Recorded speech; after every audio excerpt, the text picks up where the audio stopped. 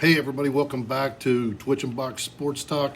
Got my boy Box and my nephew Twitch down here at the Backstage Pass, where we're going to go over Week 18, what happened in the NFL, start breaking down what the playoff picture is, talk about a few of the games. Obviously, we always like to start with our first segment now of what made me twitch, and I'll roll it over to you, Box. Anything crazy happened to you this week? Anything that you were blown away about or didn't like? The one thing that made me twitch, this is the last time I'll talk about them because they're not in the playoffs, but I have to talk about it, is the Atlanta Falcons being tied for the division and could have won the division if they beat the Jets, one of the other games that they lost. But they fired their head coach and their GM and their CEO. So, they cleaned house for everybody in the front office department and the coaching department. But the Falcons made me twitch this week. You come out, you beat the red hot Saints, which it feels weird to say the Saints were red hot, but down the last stretch there, they were clicking and beating everybody. They beat everybody else in the division but the Falcons. But the Falcons, I'm excited to see what they are next year, but also at the same time, I said it last week and I said it the week before, and I'll say it again. I'm all out on the Falcons. I will pick against them every game next year, unless it's an obvious layup.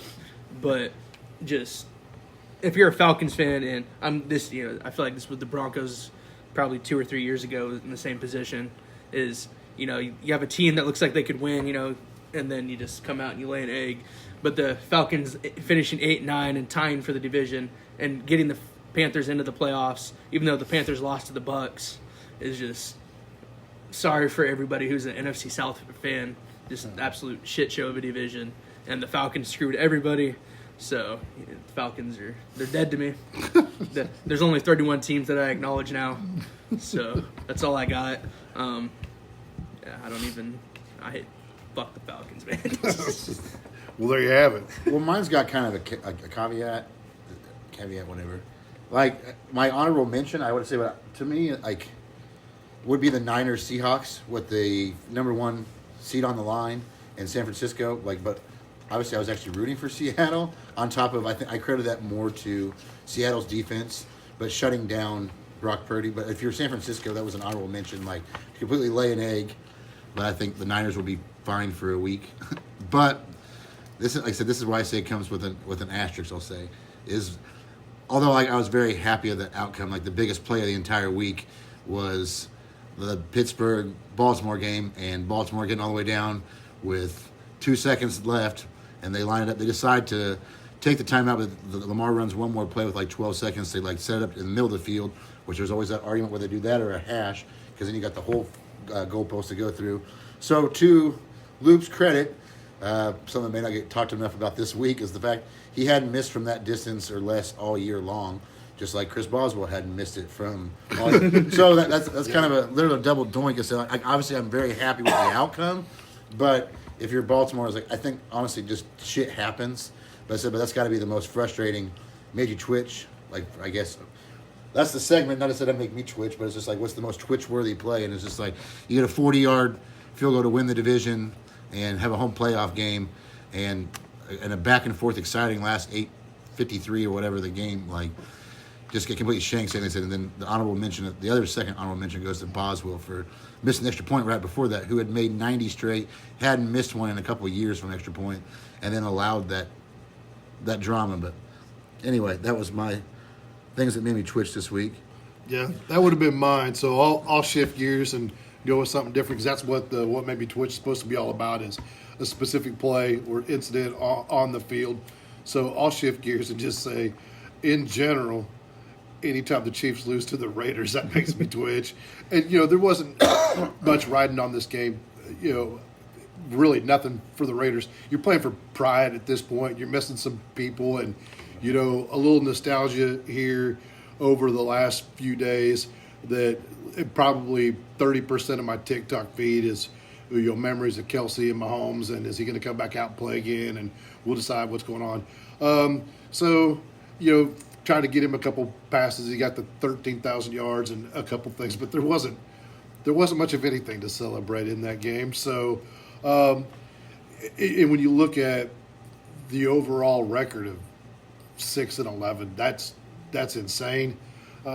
I think it's just a few minor things to tweak, since we won't do a state of the Chiefs. But I feel like the next couple months will be proving to see what happens with them. But yeah, man, anytime you lose to the Raiders, that's horrible. Lazy reporting on my part, but I'm not even looking it up. But like, what did Kansas City lose? They lose the last 6 games of the year. I don't know how many games they lost to finish off the year. Yeah, because I know they were 6-6 when they faced the Texans, and then they lost that Texans game, and obviously everyone after that. But I think that was coming and following a loss too. So. Yeah, it was, and a couple of the teams in there were definitely good teams. Oh yeah, but I mean they also lost to the Titans. Yeah, and so it's just you're playing with a backup quarterback. You did get to see third string. Yeah, well the third string started. Then they brought the kid up off the practice squad, and he played a little bit. So there's, and I think that's what you need to be doing. You need to evaluate some of your talent to figure out where you're at with the free agent market and what you need to do with the drafts. So Kelsey did say that he would make a decision about his retirement before free agency just to put everybody at ease. I think he'll probably do a Gronk thing and take the summer off and wait to see what happens. I mean, why not? Yeah. And then he can come back later if he wants to. But, yeah, any loss to the Raiders is enough to make me twitch. Sorry, Kenny. Yeah. I mean, yeah, this score surprised me for sure. Rolling into our offensive and defensive players of the week. This week was a interesting week because, you got guys that are sitting. You got teams that are playing to get that final playoff spot across the board. But my offensive player of the week, going with a running back here, and it's not the usual running back that we get from the Buffalo Bills, but Ray Davis, kind of their power goal line back for Buffalo in there. Took it, not Gibbs. James Cook only had 2 carries, because they already had the playoffs locked up, so they were having somebody else tote the rock. But Ray Davis, 21 carries for 151 yards, 23 was his longest rush, 7.2 yards a carry. Good game for the backup running back. I think he has one more year on his contract, and I could see him going somewhere and kind of being that extra back, or he could resign there. Josh Allen, honorable mention, or Mitch Trubisky, honorable mention as well. Former Bears first round pick, 259 yards and 4 touchdowns. Granted, it's against the Jets. I don't know if you guys saw the graphic, but on Sunday Night Football, they were like, "Would this quarterback win MVP?" And it was like 39 touchdowns, 4,500 yards, no picks, like a crazy QBR, and it's QBs against the Jets this year, and so he would have been a front runner for the MVP, but it's just because the Jets defense sucks. Yeah. But they haven't fired Eric Glenn yet, so it'll be interesting to see what happens there. But backups for the Bills getting it done there against the Jets. They're my offensive players of the week. Yeah, I've got a couple again honorable mentions. I want to Zay Flowers for that. Having 2 game-winning touchdowns, so it looked like. For the Ravens, 4 catches for about $138 and 2 touchdowns, and he also put in that same game with Rodgers. But I'm gonna have this might be the first time and only time we ever have, because I don't know if I should put Trevor Lawrence for having the 4 total touchdowns. Yeah. And a 41-7 blowout. Again, same thing as you just said. Only for this one, they played the Titans. Yeah, same concept. But in that same game, I'm gonna go. This might be the only time you have an offensive player of the week be a kicker. I said, but. What's his first name? Little? Yeah, Cam Little. Cam Little for the Jaguars, breaking the NFL Dude's record. Got it again. Yeah. He sets it and then he breaks it again. Hits it because he hit a 70-yarder in preseason. Yeah. So in regulation, hits a 67 and hits the net. It hit the net, the middle of the net by the time it was still right. So from 67 yards I didn't out. See that. That's crazy. Dude has a cannon, dude. Yeah. Because he hit it preseason, everybody's like, "Oh shit, he's gonna break the record." Yeah. And then he tied it earlier this season, and then he broke it this last week. Oh yeah. So nailed it. It kind of looked like, is it going to make it hit the post? But once it got there, it went right through the uprights. But it hit the net. So that distance for days. Yeah, dude has a cannon on his leg. On the other side of the 50, that's fucking crazy. Well, and that's one thing I've heard a lot of this year, a little bit last year, but I think more so this year, as far as the legs on the kickers have really changed the dynamics of the field goal, and. It's crazy because in fantasy football, sometimes you give more points or award more points to field goals the farther out you are, and maybe that's something you see crazy in the NFL, that anything outside of 60 yards is worth an extra point or something crazy. Yeah. I don't know. There's some fun incentives. The other player that I thought had a great game that you talked about quarterback with 4 passing or 4 all-purpose touchdowns. Matt Stafford did pick up 4 this week, so I was going to give a shout out to him. Only 259 yards. I mean, it's crazy when you start saying only 259. I feel like for the Patrick Mahomes era, I mean, at least for me, it's been, if you're not throwing 300 yards, you weren't having a great game in the air as a quarterback. But obviously we've seen too with Kansas City how important that running game is. That if you don't have a running game, they're going to drop some guys back out and help with D-backs and some coverage. So, but yeah, respectfully, 259 yards and 4 touchdowns. So give him his props for that. Yeah, very much so. Rolling into Defensive Player of the Week, I'm taking the easy cop-out. Myles Garrett breaks the sack record against the Cincinnati Bengals. He didn't lay down like Brett Favre did, but it's definitely a interesting sack, to say the least. Looked like he almost took a dive. I mean, you could speculate either way, but looking at it in real time, I was like, no, it didn't look like he took a dive. But then went back and like somebody was slowing it down. I was like, oh, Joe Burrow usually gets the ball out of there or does something crazy to get away from there. So I mean, that's neither here nor there. But Myles Garrett broke the sack record, so that's my Defensive Player of the Week. Obviously, he's probably going to be a layer for Defensive Player of the Year, even though there's some other guys who deserve it. Like Joey Porter Jr. for the Steelers is on a Patrick Surtain level of last year, and PS2 won it last year. And Joey Porter Jr. has better numbers than PS2 did last year, but when you have a guy that breaks the sack record, it's hard to compete out there with that. So, Myles Garrett's my Defensive Player of the Week. Boo.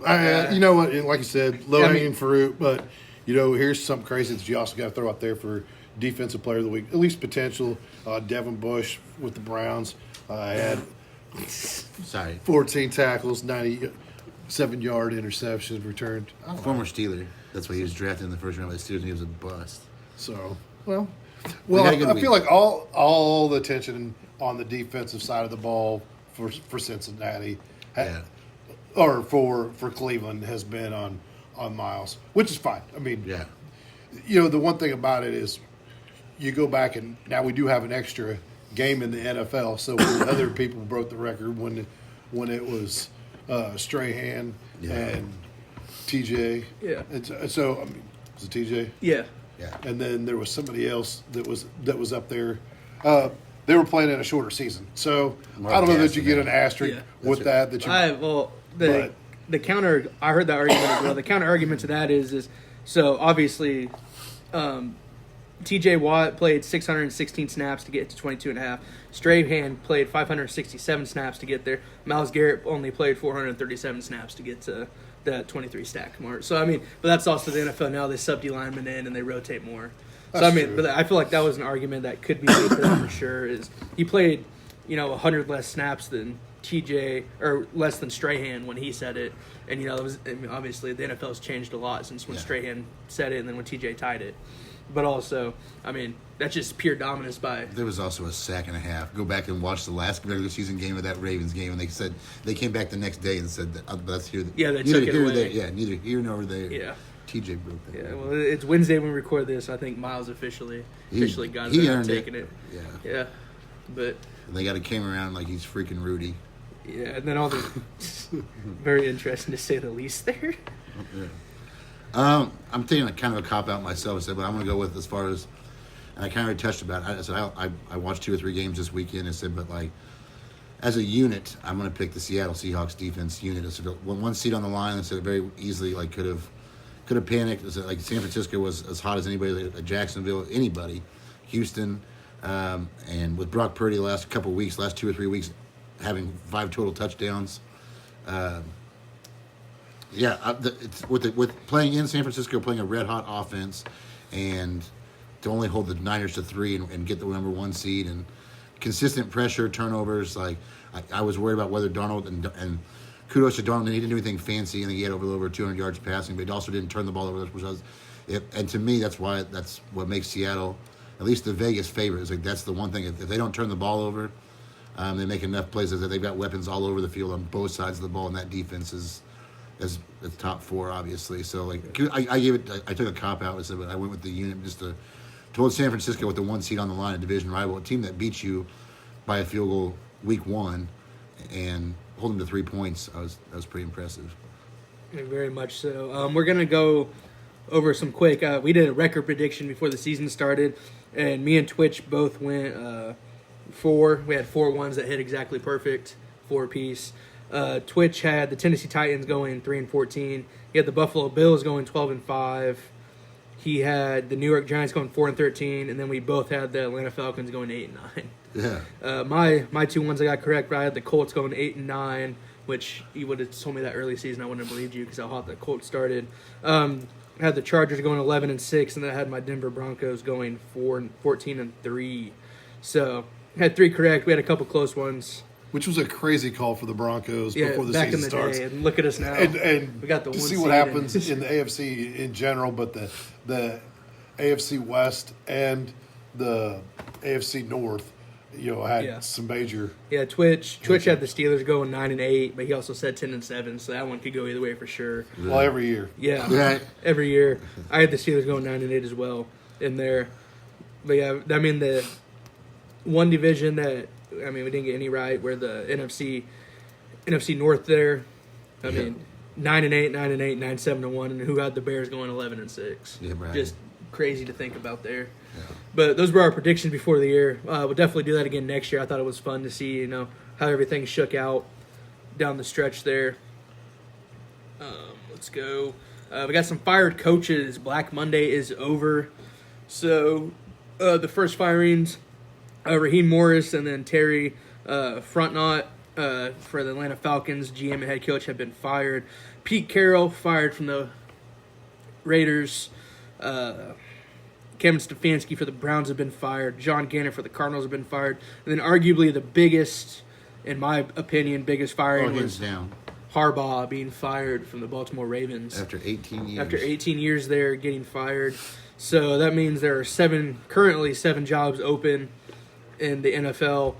My personal ranking, we texted this in the group chat, talked about it a little bit, but in my opinion, the list of jobs that somebody would want is the Baltimore Ravens, the Atlanta Falcons, the New York Giants, the Cleveland Browns, the Cardinals, the Raiders, and the Titans.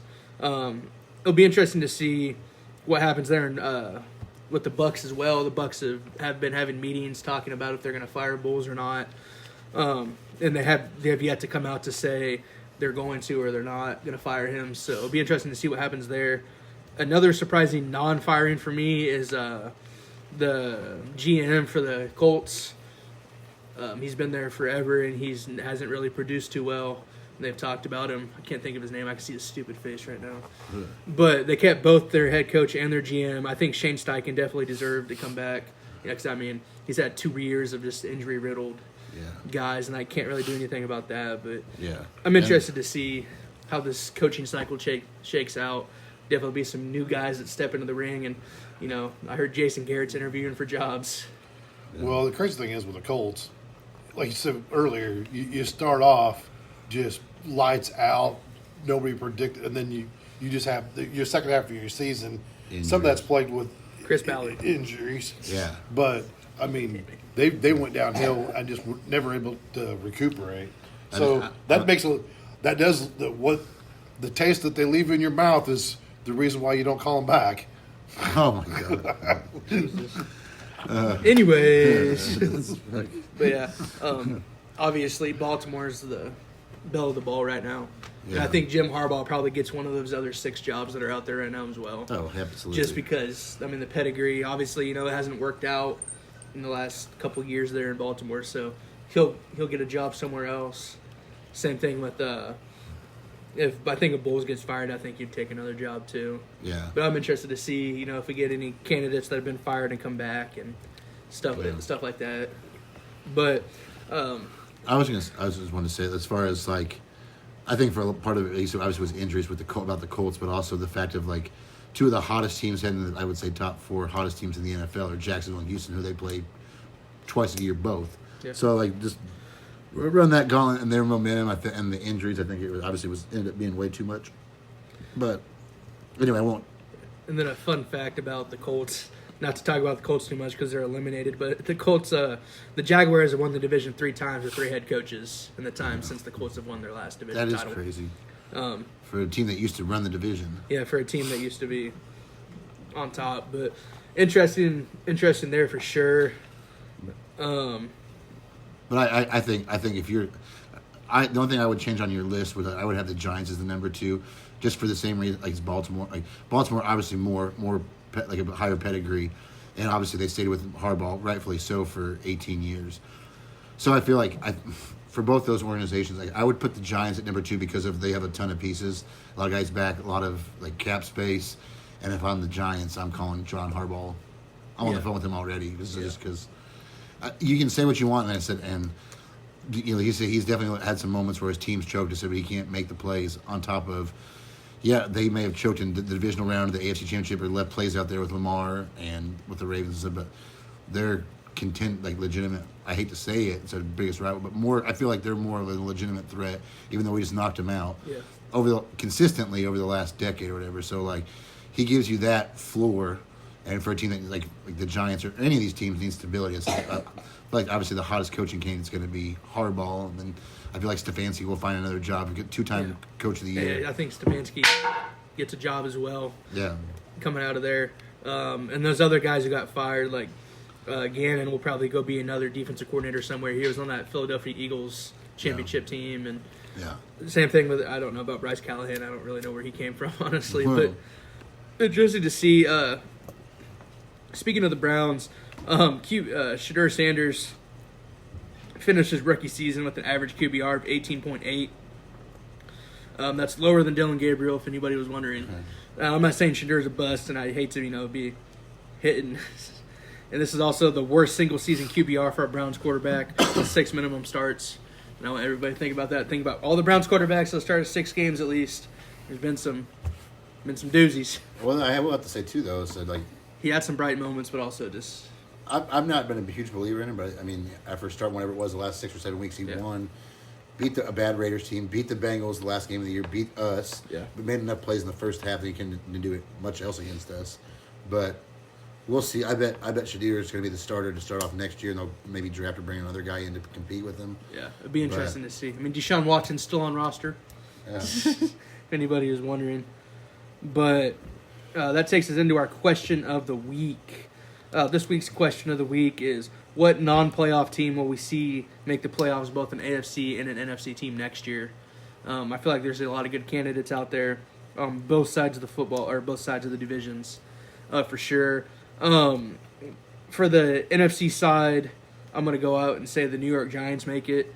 I think getting Malik Neighbors back and getting him healthy with Jackson Dart and the quarterback that Jackson Dart has turned into on the NFC side, and playing in a little bit rougher division, but I mean the Cowboys are always hit or miss. You still have to beat the Eagles, but they proved that they can beat the Eagles when they have pieces. And that was without Malik Neighbors this year.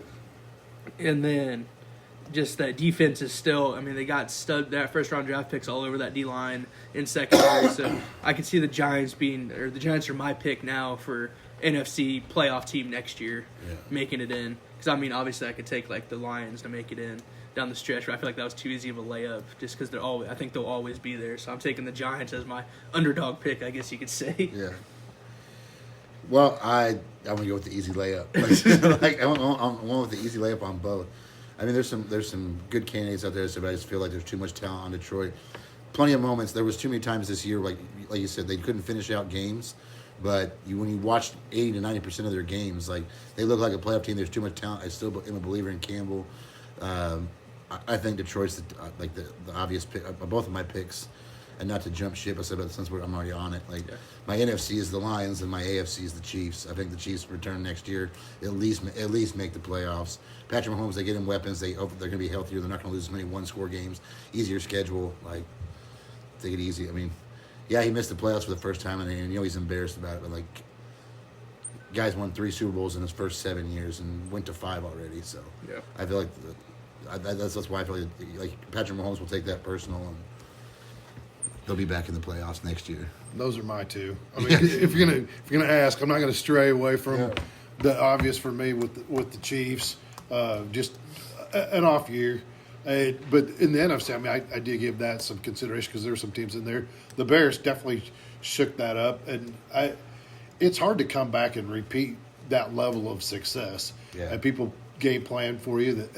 Through free agency, through the draft, just knowing what they're facing. Yeah. Sometimes you catch that element of surprise, kind of like in baseball. The first time somebody comes up there, like Whit Merrifield came out there and batted lights out because people didn't know how to pitch to him. Yeah. And then you start to figure that out when you come back up there around in the second year, third year. And I think that same thing comes true with in a lot of different sports. But in the NFL, I definitely feel like there's a couple teams that caught us off guard. The Giants, that's a crazy pick. But I do like your reasoning for that, and some of that's I like hope. Yeah. And I don't know what the Colts will be. If I was to go off script and just say what AFC team is, Who knows? man, they what the just Colts will be.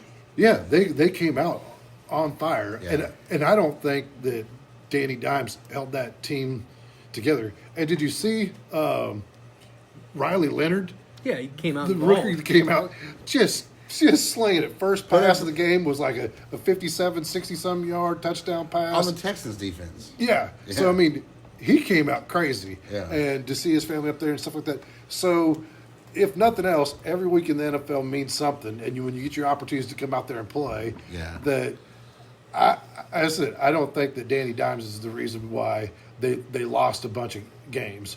But kind of like, unfortunately, kind of like the Ravens down that stretch in December, didn't really focus on your run game. Jonathan Taylor didn't have as much. He had 1 week in there where it really blew up for me. Yeah. But if I was to go outside of that, I would say the Colts would be that one team that I'd look for. Can I say one? I'm sorry to go back on subject. I'm going to go back to the last subject, but it was just making me thinking, like, it's not that they're making them a playoff contender, but let's, like, if you're going to be a Browns, like, watch the Browns next year, I said, then you might as well just embrace it. Make Dion the coach of his own son in Cleveland. Like, so Let's take just it see that what way. happens. Yeah, just see what happens. Yeah. Anyway, sorry.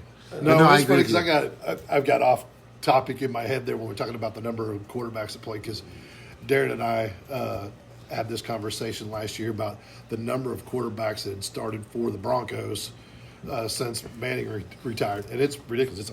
It's 20. But if you go back since Elway retired, And the it's Browns? it's a bazillion. Yeah. So Yeah. it's trying to find those key components that make you successful, and I don't know. It's one game, but I liked what I saw out of Leonard. That was just a fun game to watch. Yeah. Yeah, definitely. On the NFC side, I also have in the same division. Everybody kind of forgetting about the Washington Commanders. Obviously, made it to the NFC Championship last year. Daniels have been hurt all year. Yeah. They've had some ups and downs throughout the whole season, a bunch of injuries. I could see them as a team making it back to the playoffs as well, just because you have a rough second year. And Went to the NFC Championship game last year. Yeah. You literally, I don't just say this, I swear. But like those are the three teams I look at. Like I look at the Giants and their talent, they got a good coach. But I have a neighbor, Scatterview and Dart.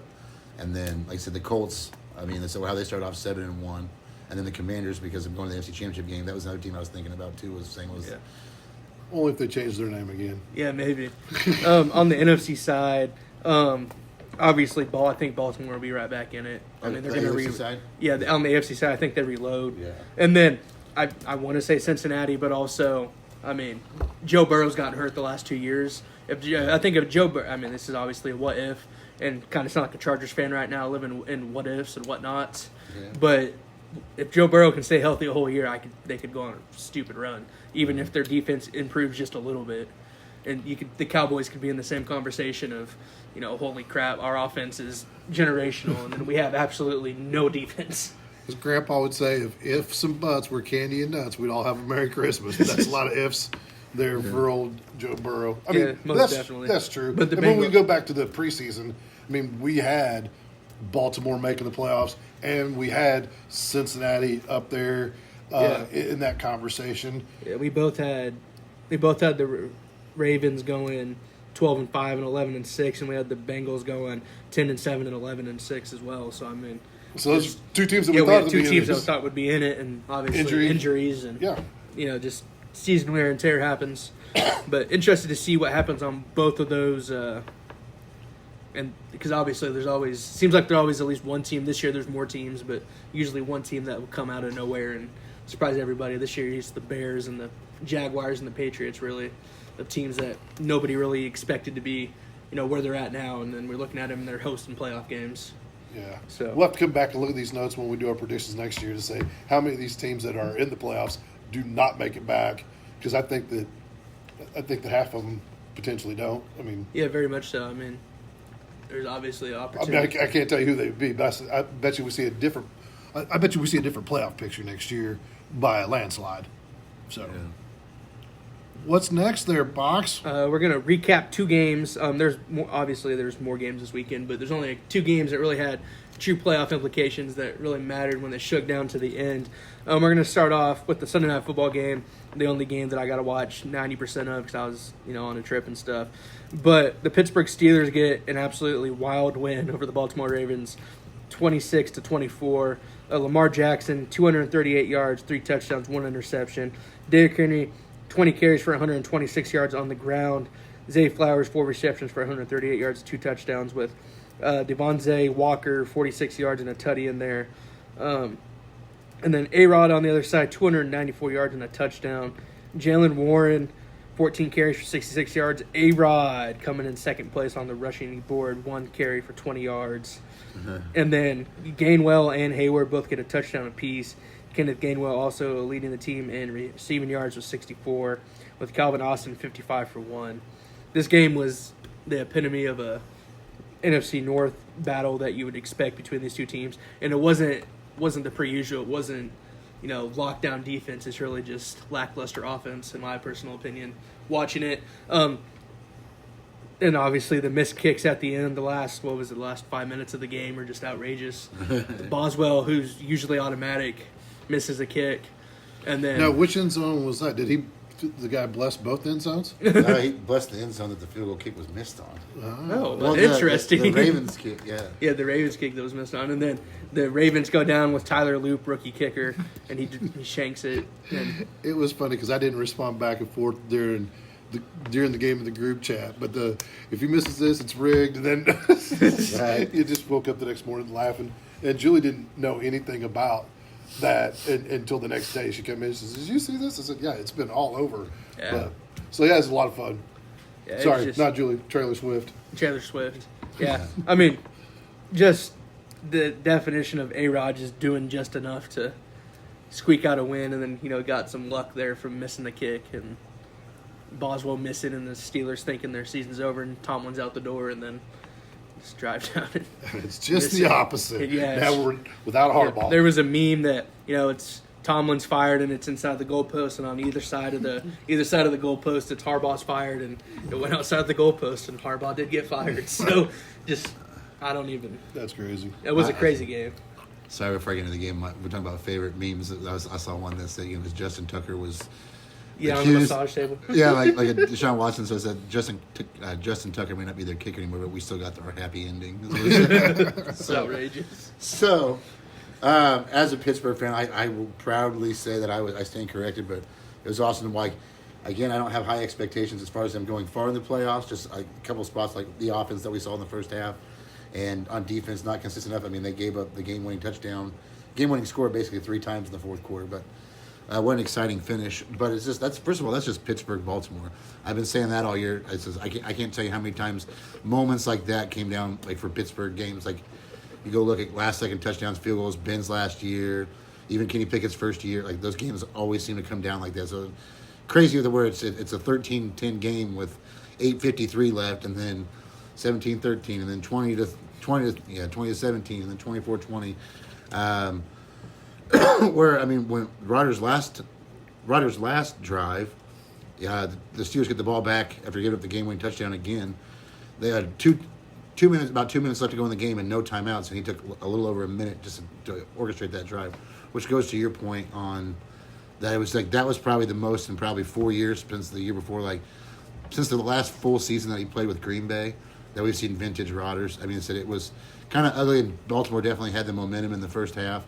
I feel like a couple things, because I don't want to ramble forever, but I think the whole momentum shift, with Baltimore stopping Pittsburgh for going for fourth down right before the half, was Hamilton going out because their defense was completely different. That's what allowed because the minute he came out that very next drive, that's when you just saw Aaron Rodgers do Aaron Rodgers things. Was right after Hamilton went out and their defense was completely different for Baltimore and allowed those passing lanes. Different test this week playing the Texans because I don't think you have all day to throw. I said, but like we talked about, I hate to repeat myself, but that throw to Thielen was scored right after the half. That put him in the red zone, and then the pass to Freiermuth to set the touchdown. A couple plays later, go up 2017, and then the touchdown pass to Calvin Austin that was called by just calling a guy that's seen about every scheme, and him and Austin talked about what do you want to do on this play and had it kind of drawn up or talked about it. Just like Aaron said, Aaron Rodgers doing Aaron Rodgers thing, it just looked like. I don't know how much stock you make into it, how cheesy or cliche it sounds, but it was just like you could tell like consensus is Aaron's hinted at playing another year in the last couple of weeks, but very possible it could be his last game. And it just looked like he wasn't ready for it to end, and it was that's why I gave him a shot on Monday against the Texans. But they obviously the missed field goal kick. I said, but like I feel like Hamilton going out and then for Pittsburgh, just kind of like players that I've talked about all year long. Most of them aren't superstars, but different points. They got big plays in different moments from several different players of the Steelers. Nick Herbig almost getting the sack before that and getting a turnover earlier, like knocking the ball down. Alex Highsmith for the third straight game, especially the first half, was all over the field for the third straight game. Cam Hayward looked like in the third and fourth quarter, looked like he was 28-year-old All-Pro Cam Hayward. To be honest, and I texted the group this, I said I was pessimistic because first the play of the game starts off with a 60-some yard touchdown or 60-some yard run by Derrick Henry, nullified by a holding penalty. But I thought that they would be able to run the ball on us, and kudos to the Steelers defense for settling in and for Aaron Rodgers making the plays. But yeah, that's just like I said, that's just Pittsburgh, Baltimore. Very much so. Rolling into the last game, we're going to recap. I didn't get to watch much of this game, but the parts I did watch had me. Both teams seemed like they wanted to lose, but the Seattle Seahawks get a 13-3 win over the San Francisco 49ers. The 49ers, Brock Purdy, 19 of 27, 127 yards, one touchdown, or one interception. Christian McCaffrey, 8 carries for 23 yards, with Brock Purdy, 2 for 21. Juwan Jennings, 35 receiving yards. On the Seattle side, Sam Donald, 198 yards. And then Kenneth Walker, 97 yards, with Charbonnet getting a touchdown in there. That was the game-winning touchdown, I guess. Jackson Smith was for 84, and then Kenneth Walker, 4 for 36. I didn't watch much of this game, but went back and watched the highlights, and it was just a lot of very conservative football. Yeah. Obviously, both are saving their bag for the playoffs. I was kind of surprised to see Brock Purdy play the whole game, especially with how nasty the game was, how much defense it was, and how conservative President Will Mac Jones out there and let Purdy and McCaffrey and some of those receivers sit on the bench and hang out. Because this game they're obviously playing for the 1 seed, but also, with how bad it was going, Mr. President bench him. But the Seattle Seahawks lock up the 1 seed with that win, 13-3. Not much to say. They'll probably see each other in the playoffs the way the picture looks right now. Definitely anticipated a much more exciting game than that. I'm glad that wasn't my CMC in the fantasy football Super Bowl. Yeah, disappointing. So, yeah, boring. Yeah, to say the least. I don't. No, it was a very conservative by the Seahawks. I feel like I said, we just don't turn the ball over, but in order to contain McCaffrey to less than 60 total yards. Purdy having I think what do you say he threw for 120 or something like that? 126 yards. I think Kittle still ended up with 30-some yards, and then what's his name, Jennings, I think had like 70 yards. Yeah. So not bad, but not allowing. Containing them. Like they let them make a couple big plays, but there's not a whole lot else to say other than it was a defensive performance by the Seahawks. Locked up the 1 seed. Yeah. And then another game that we're not necessarily going to recap because we're going to spend more time talking about how we think these wildcard games are going to go.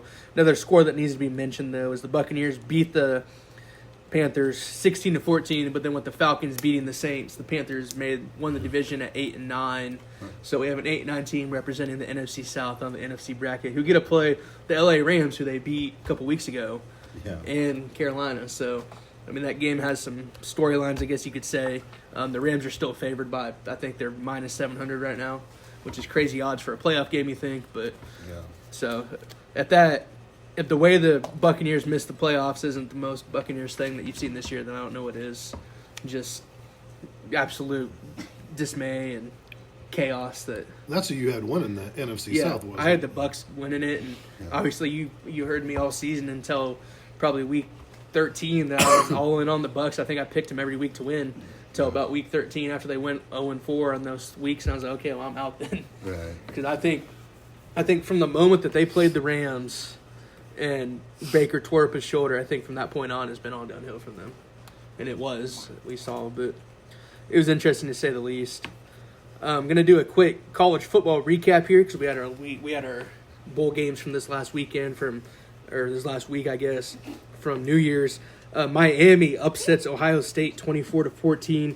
Carson Beck slings the rock around. Ohio State obviously weary off the break, which we saw last year as well. That was on New Year's Eve. New Year's Day, Indiana absolutely smacks Alabama 38-3. Alabama in same dismay. I have Indiana just came out. Kirk Cignetti a different kind of animal. I mean, just there's all kinds of memes being made about him, his sideline facial interactions and stuff. Yeah. And I mean, he seems just like a coach's guy, like a guy you'd want to play for. Old Miss upsets Georgia 39-34 without Lane Kiffin as their head coach. I hope they go on to the Natty just to tell Lane Kiffin to kick rocks. And then a defensive shootout, Oregon beats Texas Tech 23-0. Texas Tech defense did about everything they could, but you can't be on the field for 45 minutes in a 60-minute game and expect to win, especially with a high-powered offense like Oregon. But that gives our games for this next week. Thursday, January 8th, we have Ole Miss and Miami playing in the Fiesta Bowl. And then Friday, we have Oregon and Indiana playing in the Chick-fil-A Peach Bowl. I'm excited for both these games. Oregon and Indiana, last time they played, Indiana won by 4 points. So I'm interested to see how Dan Lanning reacts to that. I'm still going to pick Indiana just because, they're number one for a reason. And what they just did to Alabama, who was, SEC, it's better, it's bigger down here or whatever. Yeah. They proved it wrong. And then the other game will be interesting, too, because obviously Miami was the 10 seed making it in. Yeah. They weren't supposed to make it this far at all, and they're playing Ole Miss, who was supposed to lose because they don't have Lane Kiffin. So I'm excited for the college football world. Excited to see what the Natty turns out to be. Yeah. For sure. It's kind of weird that they play on Thursday and Friday at 6:30. Yeah. That's neither here nor there, but it's Wildcard weekend, and this is the NFL show, so we're going to get back to the NFL. Here, we're going to break down all of our games. I'm just going to go through and say what time they are and what channel they're on so you know where to watch them at, and then we'll get down into breaking them down and who we pick for these games. But the first game on Saturday at 3:30 on Fox, we have the Rams at the Panthers. At 7 p.m. on Prime, also on Saturday, we have the Packers and the Bears. On Sunday at noon, we have the Bills and Jags on CBS. And then at 3:30 on Fox again, we have the 49ers and Eagles. And then for Sunday Night Football, the Chargers at Pats, so that's on NBC. And then ESPN Monday Night Football, we have the Texans at the Steelers. So those are our wild card games. I'm excited. The Seahawks and Broncos got the 1 seed, so they're on a bye this week. So we'll see them next week in the divisional round. But let's start off with our Saturday games here. At 3:30, we have the Rams at the Panthers. Interesting game. I already talked about it less than 5 minutes ago. But these teams played each other a couple weeks ago, probably 5 weeks ago at this point. Yeah. And the Panthers won that game. And like I said, the Rams are minus 700. Devontae Adams is coming back. They got Tyler Higbee back off of IR. So they'll be back. The Rams are 73% of the money is on LA to win. Interesting to see how this game shakes out. I think I have the Rams winning this one. I think the Rams beat the Panthers. I mean, obviously they got surprised last time they played.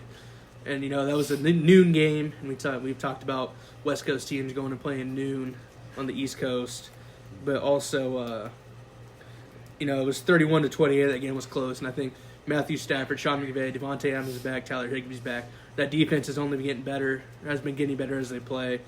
So I think the Rams win handily, and I think the Panthers go home happy that they somehow won the NFC South as I think that game shakes out in the long run there.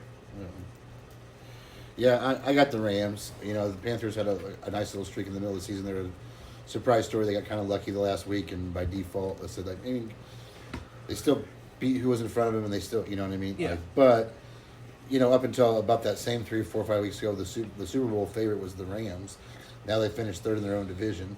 Or, I'm sorry, they finished second in the division because of San Francisco losing. But I just feel like Matt Stafford, the balance on offense, like Carolina, I know that a couple of weeks ago, I just feel like that being a noon kickoff, that was whatever it was, I said 4 or 5 weeks ago, and kind of Carolina being a good team but not a great team. I don't know if, and the Rams made a good second half run and just kind of like just came up short and ran out of time. But I feel like with the playoffs in line, Matthew Stafford, will he come back next year? He's hinted same thing, hints of either way. But I just feel like too much balance, too much offense, and Carolina, you know, losing last week, and then the Rams have that good defense. I don't feel like they beat them twice. It might be closer than what people think, but too much offense. I feel like the Panthers are still a year away. Yeah. So at least. Yeah, at least. Who knows how the NFC South looks Yeah. next year? The Saints might go Yeah. out and win the division. Who knows what we're looking at there? But rolling into the next Saturday game here, we have an NFC North matchup. Green Bay Packers rolling in to Chicago, playing the Bears. 54% of the money is on the Green Bay Packers to win this game. So you take that as you will. And that's just what the public is thinking when it comes to bets. That being said, I have the Bears winning this one.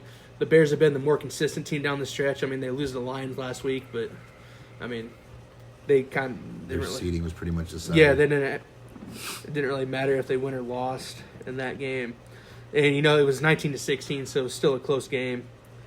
And you know, Dan Campbell eating kneecaps, got that game taken care of. But the Bears have been more consistent down the stretch here. The Packers' defense has not been close to the same since we saw them when Parsons went down against the Broncos. But that defense has just been kind of lackluster, and they were lights out before. And I'm going to say it again. I know I didn't say it for a couple weeks. Their offense looked like it was clicking, but the best worst team in the league, in my opinion, still. I mean, you could say the Panthers, but I think we all know the Panthers aren't good. Right. But I think the Packers lose this one just because, you know, it's in Chicago, which, you know, home field advantage, NFC North game, and they split the series. And I think the Bears end up winning the series here on Saturday Night Football on Prime. It seems like the perfect storm for Ben Johnson to get his first playoff win under his belt as a head coach, a division rival. And then Caleb Williams, obviously, I still think he has some room to grow. We've seen him miss some passes and do some things you're like, well, that's not first overall pick material, but I think he'll grow into it. But I still think the Bears get it done against the Green Bay Packers. Yeah, well, I feel like I wasn't like a huge believer in Williams. Nothing against him personally, but like I feel like he's taking tremendous steps, and he's a big reason. And to go with those offensive minds, they said when Eric Bieniemy, I can't even tell you who their offensive coordinator is now. I can't remember his name. I can see his face, but like their running backs coach is Eric Bieniemy. But so like a lot of good offensive mind. Anyway, I'm going with Chicago as well. We talked about it before the podcast, and I hate to just copy it, but I think the exact same thing as you in the sense that. You know, the Packers, even this is the third time they're playing each other in the last 5 weeks, and they split in both games coming down to the wire. So I feel like it's going to be a close game, and having Jordan Love back as good as Malik Willis played right before Christmas. But, you know, I feel like the Packers really, not only should they have won that game, and they didn't have their star quarterback, but they also, you know, so the Bears had to rely on an onside kick. A big conversion, was it on third or fourth down with like almost no time left? Yeah. And then a huge throw by Williams for the game-winning touchdown.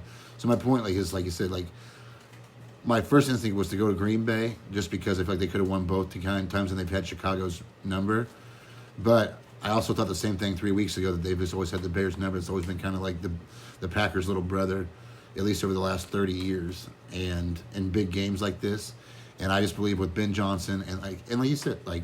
You already hit a nail on the head, in my opinion, and that is like same thing. The first month and a half, maybe I would have said the Packers are Super Bowl favorite, but especially since Parsons went down in Denver, like they've struggled. They've limped to the last month of his season. I think they lost 4 out of 5.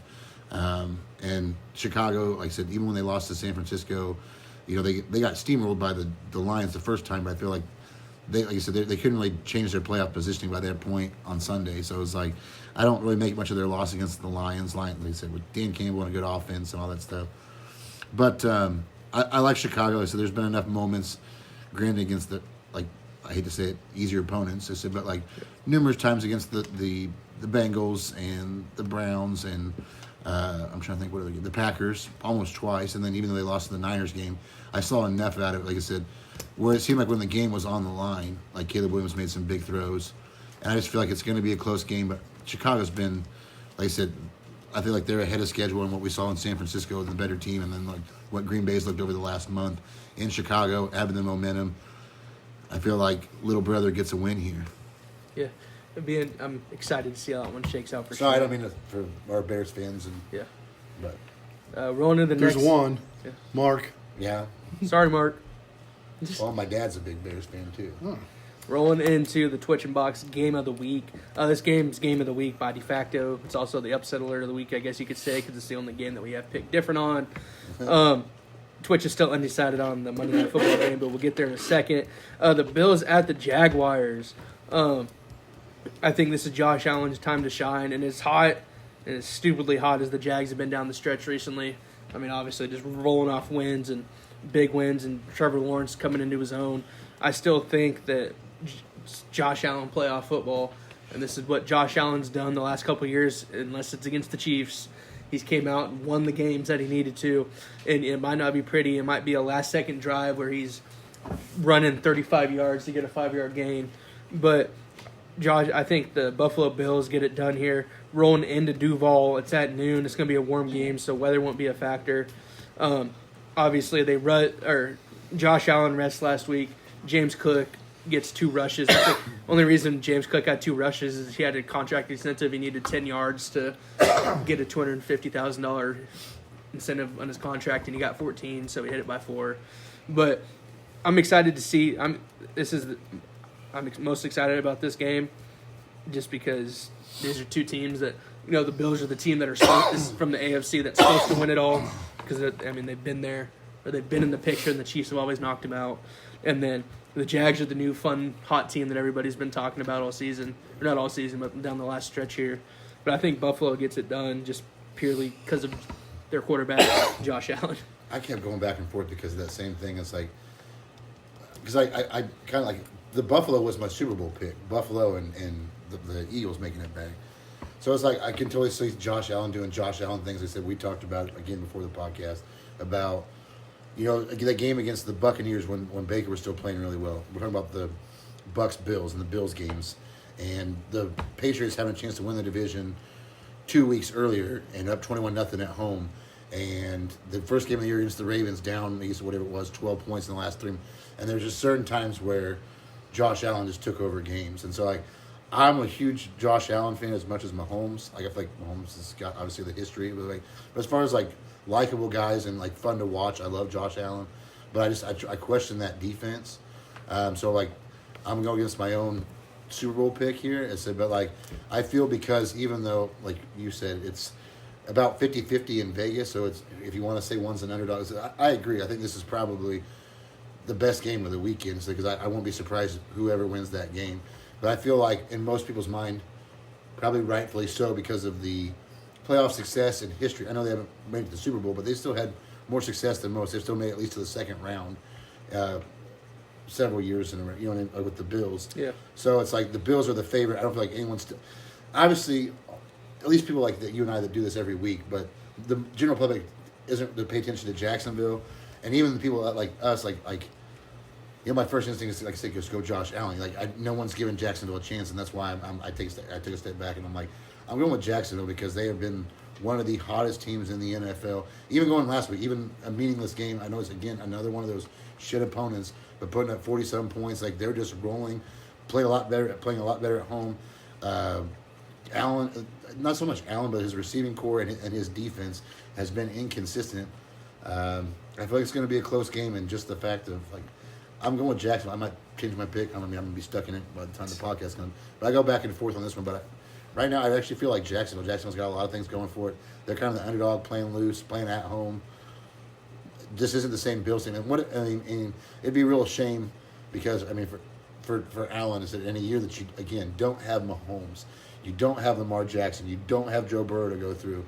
Like whatever you want to make him May or Knicks, I said, but all those guys are like, with playing Herbert and May, those guys are going to cross each other out or cancel out because they play each other. So it's like an opportunity for Josh Allen not to go against those what's considered the top guys in the AFC. So it'd be a disappointment. And what a name for Jacksonville. After a couple of years ago, giving the Chiefs all they could run for in the Super Bowl, like the Chiefs' Super Bowl run, but Jacksonville playing as tough as anybody, and then having some injuries and then kind of a down year coaching, all that stuff, and then come back this year. What a statement game that'd be for Trevor Lawrence. Not that it obviously puts him in the same class as Josh Allen, but has played almost at an MVP level all year. People forget, like, I always thought he was a step below that, but one of the all-time winningest college quarterbacks of all time. Yeah, I mean, so him and Clemson were dominant. I always thought he was just like sunshine. Yeah. Remember the Titans? Sunshine. Well, after the Monday night loss in Jacksonville for the Chiefs, I've kept my eye on them through the year and watched them beat teams that everybody thought they were that underdog team. And, you should not necessarily roll over them because when they played the Broncos, I told T-Bone, I said, don't sleep on this team. I think that's kind of what Kansas City did.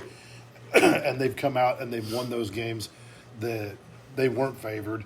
And so I think there's part of that you like that little chip on your shoulder. You come in there and you have them at home. This is a statement game for Trevor Lawrence. And it's just a kick in the nuts to Josh Allen to take him out at this point. So, I think Jacksonville gets it done. I don't know what happens to Josh Allen and what kind of memes we see after that, but that has been the talk that you've taken out some of the other elite quarterbacks in the AFC for the playoff run, and they're not there. So Right. I'd take Jacksonville on that since that's a split game for you guys. Rolling in 2-1. rolling into the 3:30 game on Fox, we have the 49ers at the Eagles. This game, leading into today, I was 49ers all the way. And then today, Lane Johnson practiced, and Lane Johnson is expected to play. And the Eagles, all time, have only lost like 20-something games with Lane Johnson as their starter when he's been healthy. And Lane Johnson's coming back from being hurt. And the 49ers pass rush obviously isn't what it usually is with Nick Bosa and their first-round pick being out. So I have the Eagles in this one purely off of Lane Johnson play. I think Lane Johnson's a great leader for that offensive line and gets that run game going. And I think, it's a big reason Saquon hasn't been as successful this year. I mean, they brought back, obviously, they don't have Mekhi Becton, offensive tackle, playing guard. But he also made the playoffs this year. But excited to see what the Eagles look like. And I think Saquon, if they can figure out how to get Saquon the ball like they did last year in the playoffs, I think it'll be Eagles all day. I think the 49ers will give them a run for their money.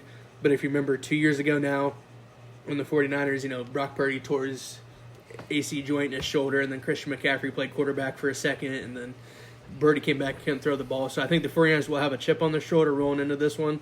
But I still think the Eagles get it done. I think with all the drama and all the crap that we've heard all year, and I've even bought into it and said that Sirianni needs to be fired, and A.J. Brown's gone after the season and all that crap. But it's the playoffs now, and I feel like it was kind of the same thing last year. All the outside noise kind of goes away when you're in the playoffs because it's win or go home. And I think the Philadelphia Eagles win this game against the 49ers.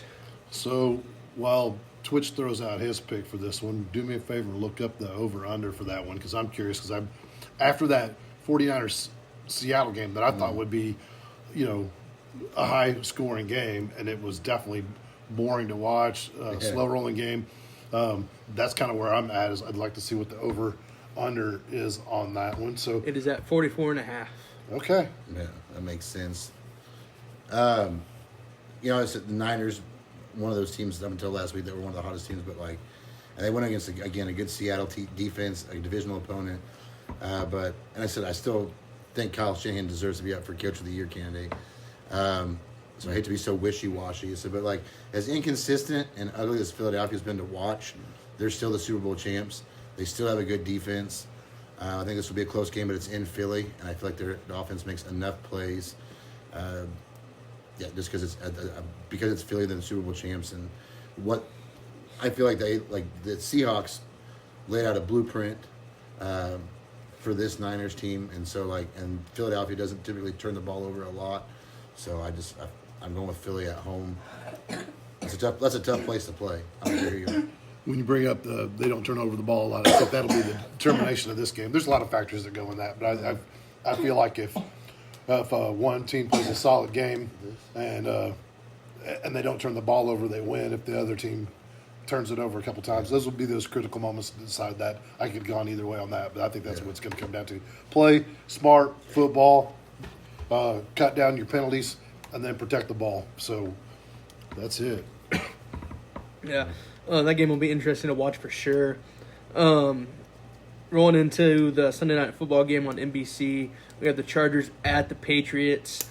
This is a very interesting game to say the least, because this is the measuring stick, I guess you can say, that for the Patriots, if they can beat a team with a winning record or not. Obviously, you beat Buffalo, division rival, that's here and over there. But you're playing a Chargers team who offensive line's banged up, but you still have Justin Herbert, who's done enough down the stretch to get them to the spot they're in. And their defense has been figuring it out. Derwin James, leading it back there on the secondary. And just interesting to see how this game shakes out. I have the Patriots winning this one, though. I do believe that the Patriots have enough to get it done against the Chargers. Purely because, well, not purely, there's a couple factors, but one big factor is the Chargers' offensive line is just in shambles. And it's supposed to be 39 degrees and raining in this game.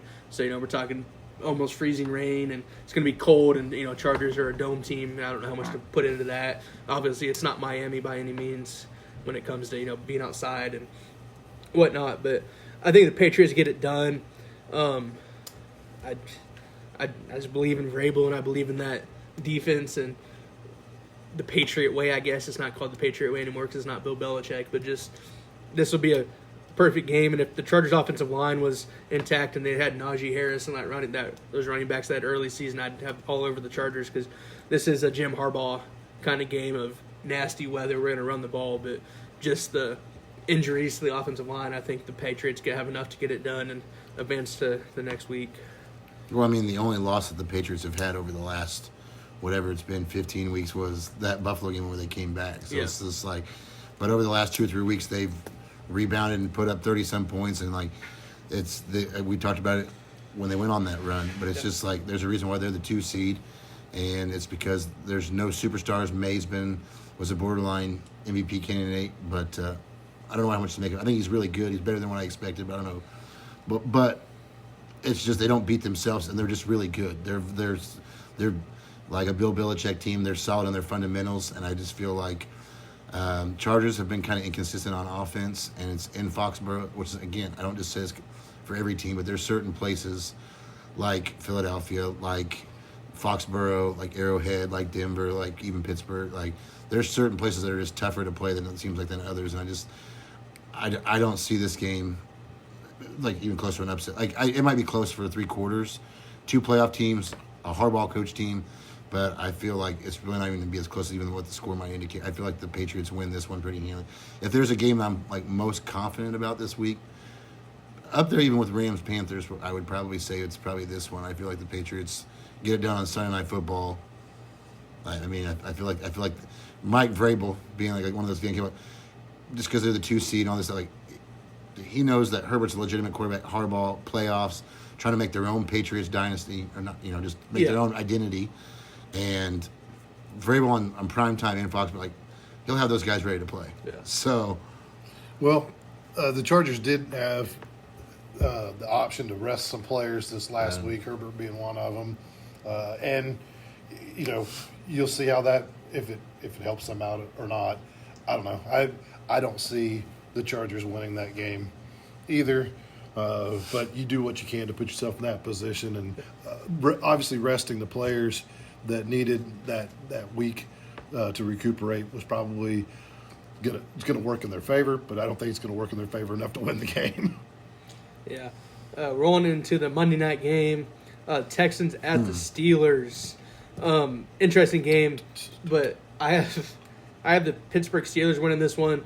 It feels kind of crazy to put that out there, but I think I've thought about it a lot, and I think this is the perfect game for the Steelers. This is going to be a nasty defensive. Offense is going to have to kick field goals to win the game kind of game, and perfect for the Pittsburgh Steelers. And I trust, even though C.J. Stroud has won a playoff game in the past, A-Rod, and A-Rod hasn't won a playoff game since They went to the NFC Championship those 2 years in a row and lost both times. When he was still with Green Bay, when he won those MVPs. But I think the Steelers get it done just because it's in Pittsburgh. It's Monday Night Football. Tomlin's been doubted all year. There was a chance to fire him less than 5 weeks ago, and I think the Steelers defense that we saw T.J. Watt, we saw Cam Hayward come out. I mean, Cam Hayward looked like a Pro Bowl player last week. He played on that field goal unit, and he played that offensive snap to get his brother the touchdown. He played fullback and ran him in there.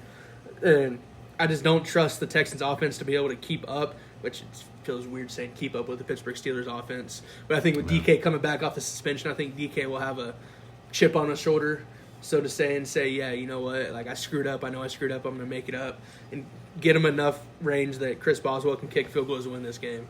I could see this being like a Chiefs-Pittsburgh game when all there was field goal kicks and the Steelers ended up winning that game. On Monday night? Yeah. I don't know. Got any crazy stats out there?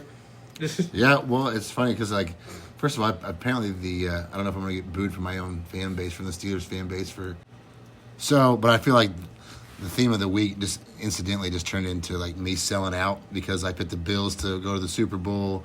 I was talking up the Niners last week. I've been talking about the Seahawks and Texans too, but I say that because obviously, here I am, talking about the Texans the last 2 months, and I've been talking mad shit on my own team, not really thinking that they have much to go for.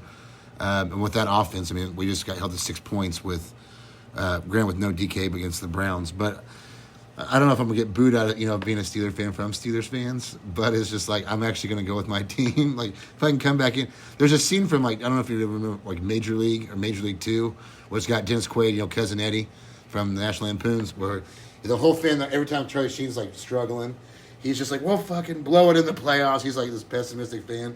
And then they make it to the game before the World Series, and he's turns his shirt back inside, right side in or whatever. And I feel like that's me right now. No, I'm a Steelers fan. But that was a great analogy. Long analogy. But what I'm saying is, hopefully I don't get booed out. No, you don't get back on the bandwagon. So but by rightfully so, Houston. By on paper logistics, I said that Houston has gone 12-2 down the stretch. And I don't. As much as we talk about the Rams, the Broncos, to me, just the eye test and statistically, by far the number one defense every week, other than last week going against a rookie quarterback that they had no footage on. They hold everybody to 20 points or less, and even then, even in those games against the Chargers, the Bills, when they had 8 sacks on Josh Allen, and Allen and Rodgers, I don't anticipate will have as much time to throw. So it's everything points to our offense struggling and the Texans winning. But you were talking about crazy statistics.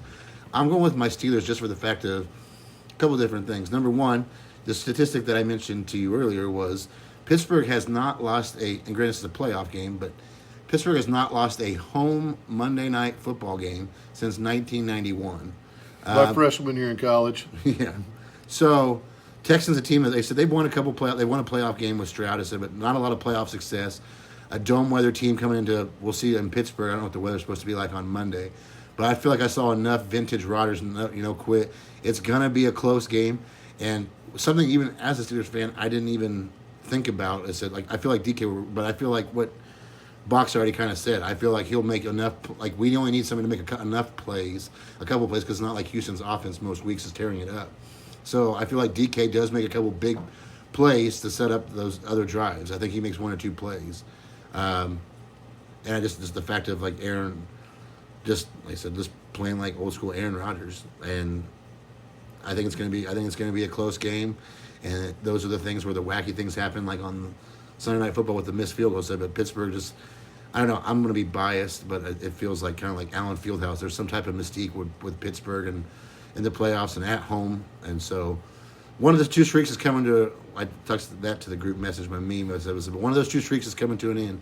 Either Pittsburgh's going to lose their first Monday Night Football game since 1991, or the 9-year playoff drought since Tomlin's last playoff win ends. But I'm going with the Steelers just because I feel like there was enough excitement to get in there, and Houston, rightfully so. I've been talking about Houston for 2 months, and I also feel like watching Houston over the last few weeks, said, yeah, they're 12-2. So, but games against the Chargers, games against the Colts, they've kind of struggled with. If there's one thing, it's just actually surprisingly Stroud. Stroud came back from injury and then was playing at a much higher level. And so, okay, this looks like 2 years ago, C.J. Stroud. Well, then, in my eyes, he's kind of regressed. I mean, I don't know how many times, watching the Charger game a couple weeks ago, the defense was, for as impressive as Houston was, defense was, there was at least 2 or 3 other picks. He threw a couple picks, and there's 2 or 3 other ones where he just threw the ball up there. And that is when you play into Pittsburgh's wheelhouse. You have to be patient with them, and teams like Tom Brady and stuff figure that out. But we talked about this earlier, too, at the beginning of the year. It's like it's either Pittsburgh would have, 4 turnovers that they get or they get 0. And so, I feel like Stroud in Pittsburgh in a game that's like Houston is as insurmountable as their defense seems. Still a beatable team. It's going to be a close game anyway because all their games are close. It's going to be low scoring, and so then you're only asking Rodgers to put up 20 in a 2018 game, whatever. And with the season on his career on the line, and like you said, Houston. I'll be honest, Houston by talent, by paper, and the defense is the better team. But last week we saw plays from Jalen Warren and Kenneth Gainwell and Pat. We saw after been saying all year to get Pat Freiermuth involved. Some of those guys involved. I guess I'm just kind of rolling right into the state of the Steelers kind of thing. But I feel like they make enough plays that by committee and Aaron Rodgers where I'm gonna not be a pessimist this week. I'm gonna pick my team. I'm going with the Steelers at home. 600 yards total offense in this game. All right. Run the ball. It's going to be a game of field goals and defense. So yeah, this game is going to be in the Steelers' wheelhouse. Well, and like I said, even Houston, they've got a good run game. But if Cam Hayward and Nick Herbig and Alex Highsmith are shutting down the run the way they did against Baltimore last week, Houston's they've got a couple nice weapons, but one's Nico Collins, and now you got. I would put Ramsey on one, and then you put Joey Porter Jr. on the other. It's I don't see Houston exactly lighting it up on offense. I could be wrong. It'd be interesting to see how the game shakes out, and I'm excited to see how all these wildcard games shake out. But that concludes Twitch and Mock Sports Talk Wildcard Week Edition. Appreciate everybody rocking with us through the regular season and here for the playoffs. We're excited to see how the playoffs shake out and see who makes it the divisional round for sure. Be on the lookout for State of the Broncos, Steelers, and Bengals. We're not talking about the Chiefs anymore. The Chiefs are dead. The Bengals are also dead, but we'll let Finn give us his last take of the year here. But appreciate everybody listening. We'll catch you guys next week for the divisional round matchups.